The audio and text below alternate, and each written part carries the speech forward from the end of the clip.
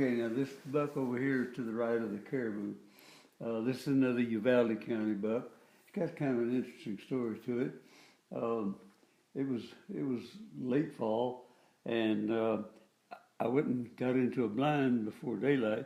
It was very windy, real windy, and the blind was shaking, and I knew I wasn't going to see anything in that high wind because normally deer don't move much when it's windy because they can't trust their senses.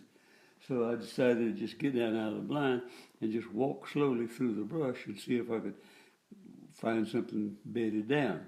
And when you do that, you have to walk extremely slow.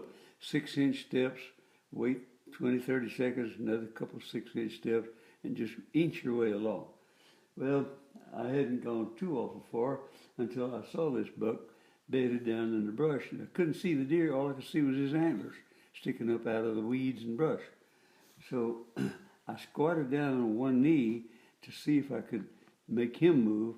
And when I squatted down on one knee, I glanced to my right, and there was a rattlesnake laying on the ground there, and he was asleep.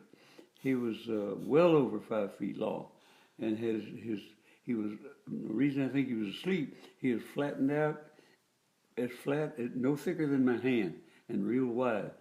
And but on his rattlers, they were just turned straight up in the air.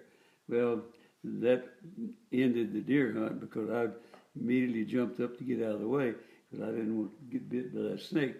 And so I shot the snake. And when I did that, the deer disappeared. I thought, well, that's the end of that story. I won't see that deer again. But I just continued my walk. It was still real early in the morning. And I must have walked another 300 yards or so, maybe 4. And all of a sudden, there was those antlers sticking up out of the weeds again. He had gone further down and bedded down again.